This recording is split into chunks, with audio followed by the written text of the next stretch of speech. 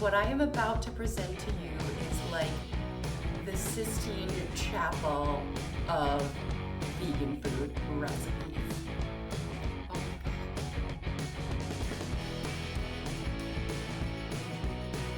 Hi, it's Jules from the Vegan Dollar, and I am so excited about my shirt and also this recipe, Cashew Alfredo sauce. I have been trying this out for a while now, and I think I finally nailed it. So as usual, I will give you a recipe linked below and a starting point, and then give you some suggestions for how to take your Alfredo sauce to the next level. Yeah! Later on, I will tell you how much this cost, and I do confess this one is a little bit of a splurge if you go all in with everything I'm going to show you, and mostly it's a splurge because of the raw cashews, which are the key primary ingredient. But if you've been doing a lot of vegan cooking, you probably see that the cashew is like vegan gold. You can turn it into anything. It is amazing. So let me go over what goes into the best cashew Alfredo sauce. First and foremost, you are gonna need a blender. Food processor might work, and I'll let you know how that all plays out as I go through our ingredients. So of course we have, and please bear in mind these quantities might look larger to you because I'm making a double batch, but I'm gonna give you the single batch ratio. So 1.5 cups of raw cashews. These are pieces, you can use whole, that are soaked for at least 20 or 30 minutes in warm water. That'll work with the high-powered Vitamix type blender.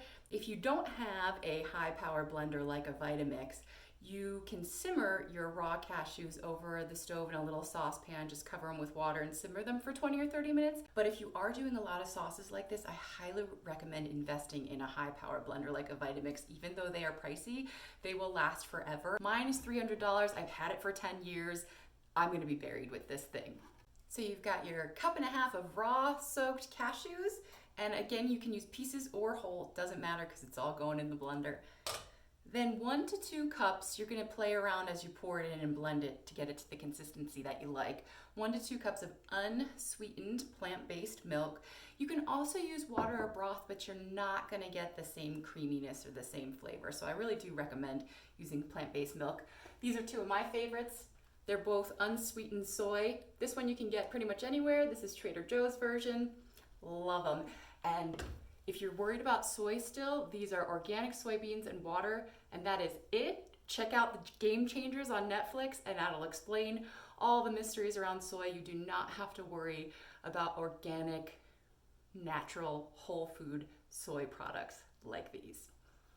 And then you can do anywhere between 1 and 3 cloves of raw garlic. And if you have a high-powered blender, you don't need to mince it, but I do just to be safe so I don't get any chunks going on.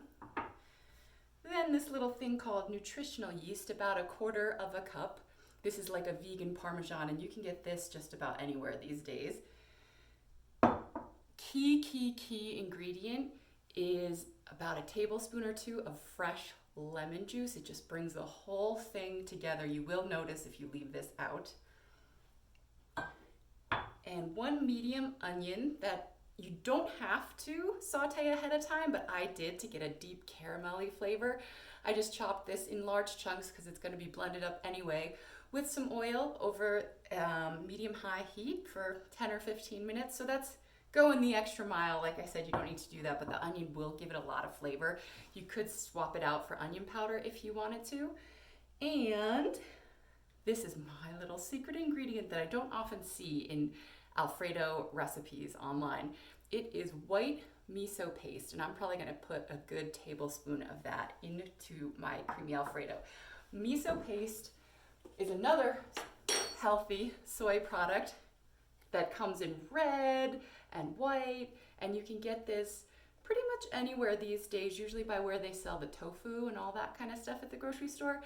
And it's really, really salty and just this really wildly complex flavor that the first time I tried it, I went, aha, that is the missing ingredient in things that I have tasted my whole life that I could never put my finger on it.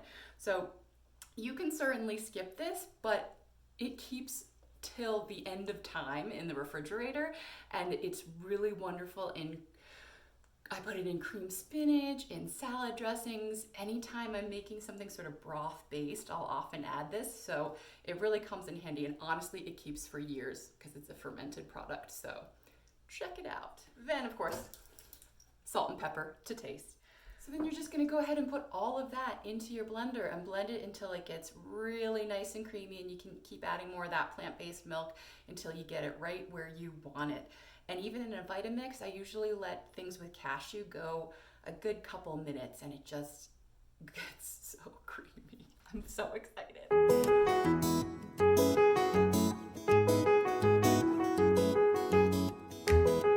It's so good! I cannot believe the flavor that those cooked onions add to it. This is really healthy. It is easy on the stomach and so yummy. I am actually serving this tomorrow, having friends over for dinner, and I can't wait for them to try this.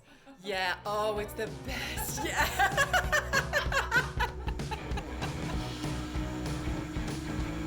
Why am I still single?